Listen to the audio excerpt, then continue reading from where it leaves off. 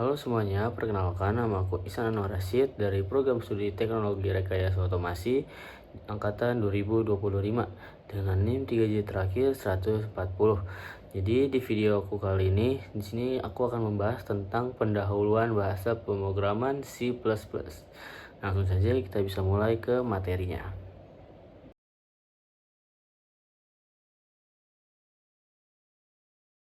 Oke, kita akan langsung masuk ke materinya aja terlebih dahulu, yaitu tentang pendahuluan bahasa pemrograman C++.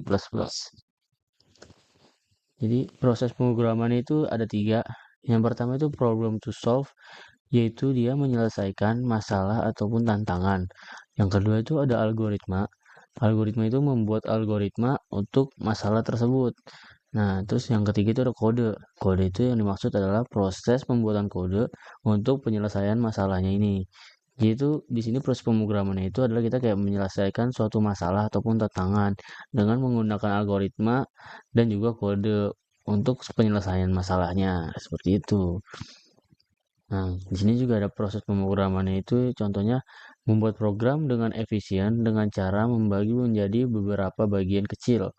Yang dimaksud membagi dari beberapa bagian kecil itu tuh jadi kayak ini dari kotak besar ini biar lebih efisien kita bagi nih jadi 4 biar lebih mudah.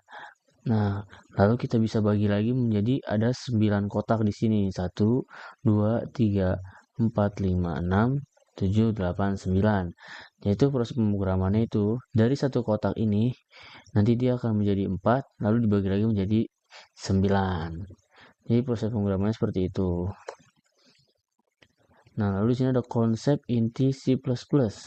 Jadi konsep inti C++ itu ada banyak nih. Untuk yang pertama itu variabel dan tipe data. Lalu ada input dan output. Lalu ada struktur kontrol ataupun kondisional dan perulangan. Selanjutnya itu fungsi, lalu pointer, OOP, dan juga memory management. Nah, di sini juga ada cara menulis kode yang rapi. Cara menulisnya itu pertama gunakan nama variabel yang jelas. Jadi kita harus menggunakan nama variabel itu yang jelas, jangan yang kayak abstrak ataupun susah untuk dilihat gitulah, dibaca. Nah, lalu juga gunakan indentasi konsisten. Lalu selanjutnya hindari kode berulang ataupun dry, yaitu don't repeat yourself. Lalu di selanjutnya itu pisahkan kode dalam fungsi. Lalu ada gunakan komentar seperlunya saja, jadi jangan kayak berlebihan juga ya menggunakan komentarnya. Lalu gunakan cons untuk nilai tetap. Jadi untuk nilai tetap itu menggunakan cons. Lalu selanjutnya tuh yang terakhir struktur folder yang rapi. Jadi biar enak juga tuh cara menulis program tuh kita menggunakan folder gitu. Bikin folder kita buat lalu kita masukin kodenya tuh di dalam folder agar rapih ya. Nah, di sini kita juga akan membahas mengenai OOP dan STL. Jadi, mungkin kalian penasaran ya, apa sih itu OOP? OOP itu Object Oriented Programming. Adalah pendekatan pemrograman yang menyusun program ke dalam objek-objek yang memiliki data dan perilaku. Lalu, dengan konsep seperti encapsulation, inheritance, polymorphism, dan abstraction, OOP membantu membuat program lebih struktur, mudah diperluas, dan lebih dekat dengan cara manusia memodelkan dunia nyata. Lalu C++ mendukung OOP secara penuh sehingga cocok untuk digunakan untuk pengembangan perangkat lunak berskala besar. Yaitu OOP itu seperti itu. Lalu selanjutnya di sini ada STL. Apa sih STL itu? Jadi STL itu adalah Standard Template Library. Di C++, dia itu adalah sebuah kumpulan struktur data dan algoritma siap pakai yang sangat efisien, seperti vektor, map, dan fungsi sort. Nah, STL ini juga mempermudah pengembang mengelola data tanpa harus menulis ulang struktur data dari nol, sehingga codingan menjadi lebih cepat dan aman.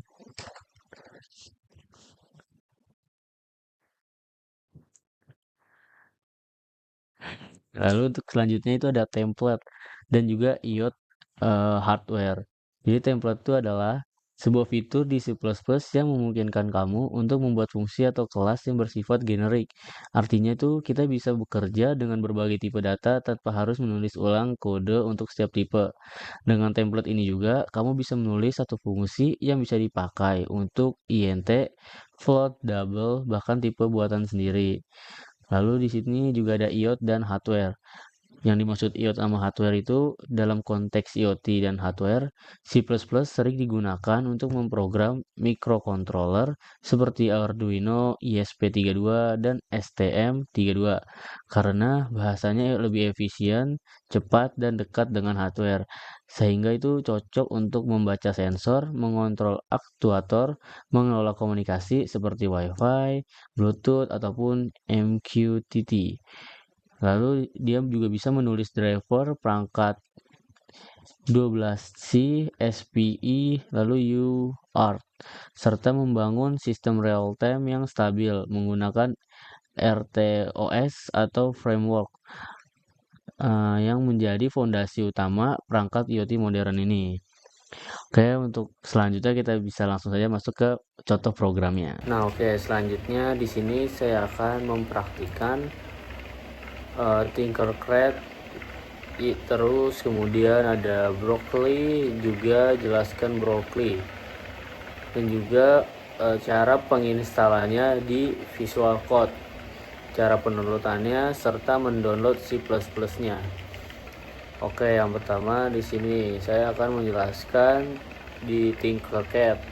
Di sini saya sudah membuat sebuah rangkaian yang sederhana, lebih tepatnya di sini ada Arduino Uno, kemudian ini apa ya namanya breadboard, di sini ada LED, kemudian ada 2 resistor, ada satu di sini juga lagi di sini, kemudian di sini lagi ada push button juga ya untuk tombol menekan mulai programnya. Nah, untuk LED sendiri saya taruh tuh di bagian 10 dan juga 11.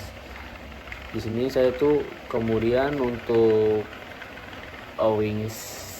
wiringnya itu ada yang nomor 6, saya wiring ke nomor 15. Kemudian yang nomor 4 di wiring ke nomor 20. Nah, untuk resource-nya itu saya pasang sejajar dengan LED. Lalu di sini kemudian ada juga satu lagi yang sejajar dengan wiring yang nomor 6 ke nomor 1. Kemudian resistor R1 satunya lagi wiringnya itu sejajar dengan LED. Untuk wiring R1-nya itu yaitu sejajar dengan yang nomor 20. Terus sama yang nomor 4 dan satunya di nomor 16. Setelah itu kita tarik lagi ke wiring lagi dari yang sejajar dengan saklar satunya lagi di nomor 10. Nah, terus kita tarik nomor 11 yang ada di sini. Kemudian untuk yang sejajar dengan resistor yang ada di nomor 16 ini kita tarik lurus ke bawah. Nah, setelah itu kita push buttonnya, terus kita taruh di nomor 22. Nah, yang itu kita taruhnya tuh berseberangan, jadi kayak cuma enggak di satu sisi doang. Kemudian kita wiring lagi ke dari nomor 22 ke wiringnya yang bagian bawahnya itu ada positif, kita tarik lalu kita wiring dengan yang sumber tegangan 5 volt. Kemudian yang untuk ininya sendiri tuh kita tarik ke ground. Nah, ini tuh jadi kayak sebuah sederhana rangkaiannya untuk menyalakan push buttonnya. Nah, setelah itu kita bisa melihat kode dari rangkaian ini di bagian sebelah kanan, di atas sebelahnya start simulation. Nah, di sini tuh kita bisa memilih ingin modenya tuh kita bisa milih mau kode, mau mode block, ataupun kita bisa continue aja. Nah, kalau dengan kode blok itu bakal dengan apa ya namanya itu scratch.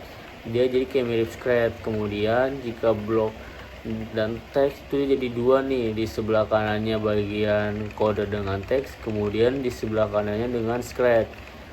Tapi di sini saya akan sedikit menjelaskan dengan kode yang teksnya. Nah, di sini tuh ada double slash C++ kode, terus kemudian di bawahnya ada C++ bentar. Nah, kemudian ada void setup. Di sini tuh ada pin mode LED built-in output. Nah, terus di sini ada pin mode LED built-in output. Kemudian ada void loop-nya adalah digital right LED button yang high delay 1004 ms. Lalu kemudian ada digital right LED built-in allow-nya. Di sini ada delay di sini tuh ada delay 1000 milisecond-nya ya. Jadi teman-teman bisa memilihnya mau dengan mode blok ataupun dengan mode kode yang teks itu.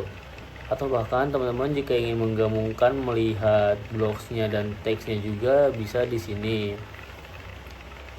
Oke, jadi di sini juga teman-teman bisa mencoba merangkai membuat sebuah rangkaian di sini, karena komponen seperti ada kapasitor, ada bar baterai, ada resistor, potentiometer, lalu terus juga ada vibration, ada Arduino Uno, lalu breadboard, terus ada micro. Nah, terus di sini juga ada dioda dan photoistor. Nah, masih ada multimeter juga, ada temperatur sensor. Jadi itu di sini teman-teman bisa mencoba membuat atau membuat sebuah rangkaian dalam Tinkercad. Lalu selanjutnya di sini saya akan menjelaskan mengenai Blocky. Nah, Blocky sendiri ini adalah sebuah bisa kita sebut aja tuh salah satu situs web yang disediakan dari Google for Development Developer. Nah, ketika teman-teman men-searching blog developer ini, pilih yang paling atas, jangan blog yang games. Ini dikarenakan kalau blog games itu yang akan muncul seperti ini. Itu adalah sebuah mainan tapi sama seperti bentuknya itu sama seperti scratch, itu bisa ditarik gitu. Nah teman-teman, kalau buat searching itu yang paling atas pilihnya yang Blocky Google for Developer. Lalu kita tunggu di sini, kita buka blog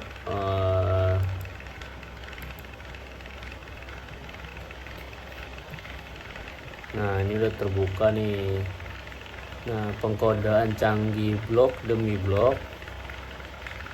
Blok adalah editor pemrograman visual dari Google yang menggunakan blok tarik lalu lepas. Nah, itu dia mesin inilah yang mendukung program pendidikan coding paling populer di seluruh dunia.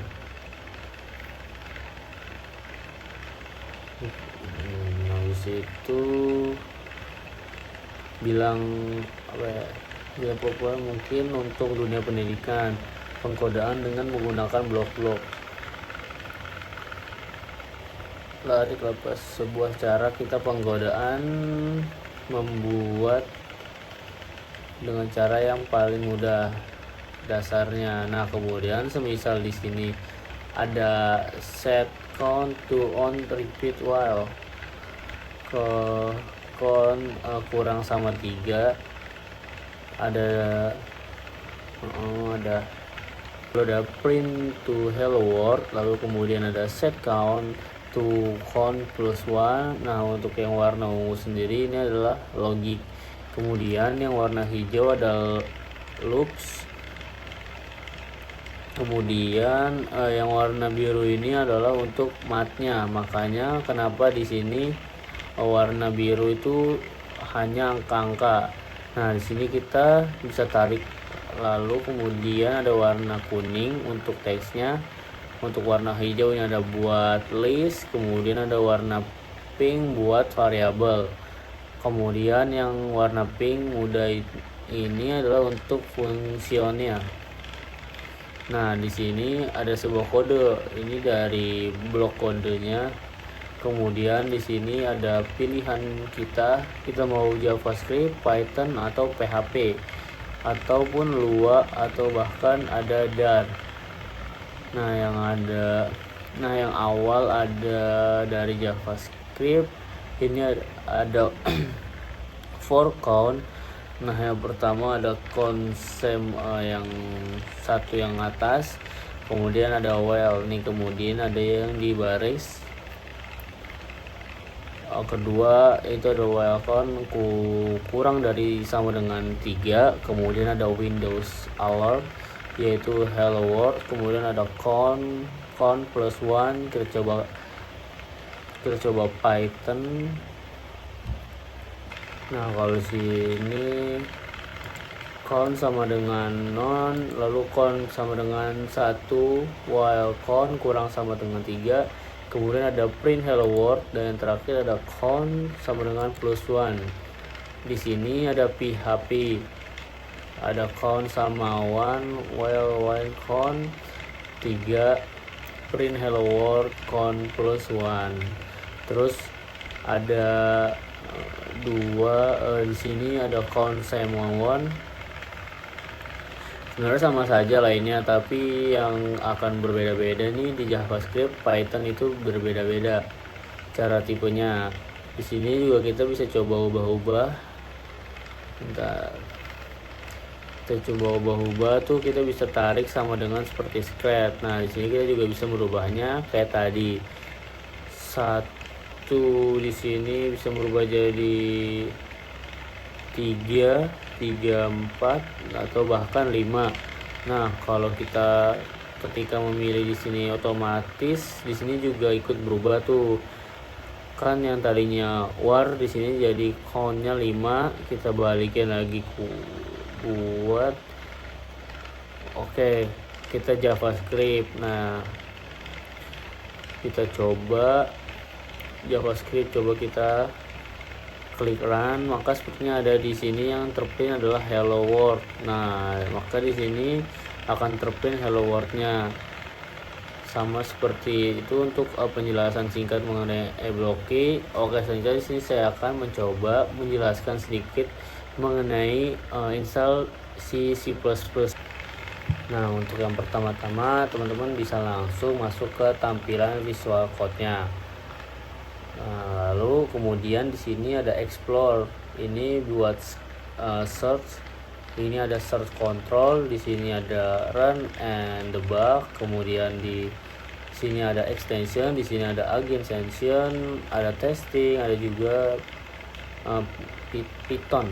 Nah, untuk menginstal sesuatu atau teman-teman ingin menginstal Python entah atau apapun itu, di sini teman-teman bisa langsung blok yang ada di baris kelima, yaitu ada extension. Kemudian teman-teman bisa search, sini ada C++, lalu muncul untuk C++ nya kalau udah kalian teman-teman searching itu dia akan muncul C++ nya, akan banyak pilihannya. Nah, teman-teman bisa search di sini tuh C++, nanti dia bakal muncul. Kalau kita ketik searching di sini C++ itu akan banyak pilihannya nanti. Ada C++, ada C++ extension, ada better C++ X, ada runner couple run, ada DMS, ada Clang, ada sprints, ada debugging, ada build, tal, lalu ada Python, C++, debugging. Nah, ada banyak pilihannya. Di sini tuh biasanya baru segini nih, teman-teman bisa tarik sampai ke bawah tuh untuk jenis-jenis C++ semuanya. Akan tetapi kali ini saya akan menginstal ada C++ C++ SP ini. Nah, saya masuk sini. Ini kalau teman-teman jika belum terlalu paham untuk menginstalnya, teman-teman bisa masuk ke C++-nya for Visual Code aja. Untuk bisa disebut sebagai tutorialnya. Nah, kan install the extension. Yang pertama itu ada open Visual Code, kemudian ada select the extension view icon on the activity bar, or use the keyboard shortcut, atau teman-teman bisa mengklik ini dari Ctrl Shift plus X. Itu kemudian teman-teman bisa langsung search Shift plus kemudian diinstal. Nah, langsung aja kita buka ini, kita klik install. Di sini sedang menginstal C++-nya. Nah, teman-teman juga bisa memilih nih setelah download, sebelum download bisa auto update atau enggak nih kita bisa dikasih tanda checklistnya untuk dinyalain. Kemudian ada set up your C++ environment, kemudian ada C++ is a complex mining your program, source code must be translate compiled before it can be run on your computer. The C++ extension does include C++ compiler or the debugger. Lalu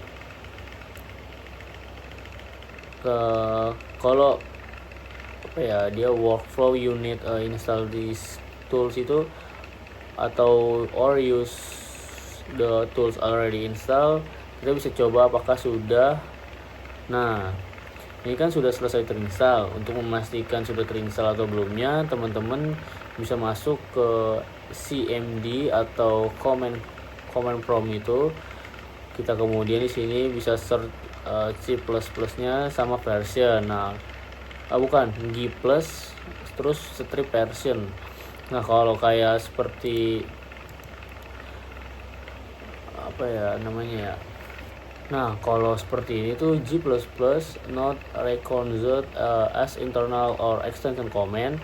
Nah, berarti kalau seperti ini belum selesai terinstall, jadi harus ada yang disetting lagi. Di sini juga ada tutorialnya untuk mendownloadnya, ada juga buat Linux, ada MacBook OS, dan Windows juga.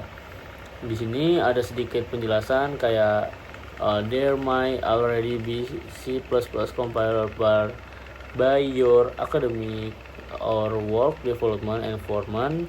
Check in your instructor or college.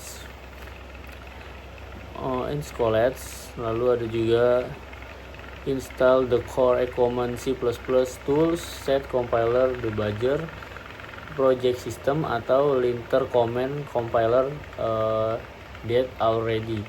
Lalu compare install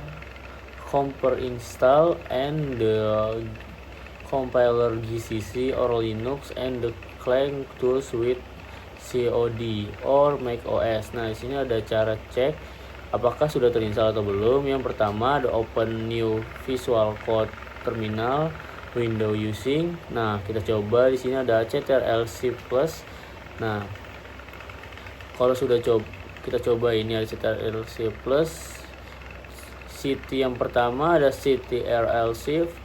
Yang di sini tuh kalian bisa klik aja yang pertama itu terminal. Kita lihat di sini C+.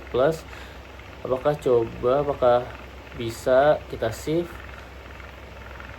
Oh, sepertinya bukan yang di Windows. Udah seperti tadi kamu mengecek, teman-teman bisa langsung aja masuk ke command prompt untuk mengecek C+ ini untuk bisa kita pakai atau tidak.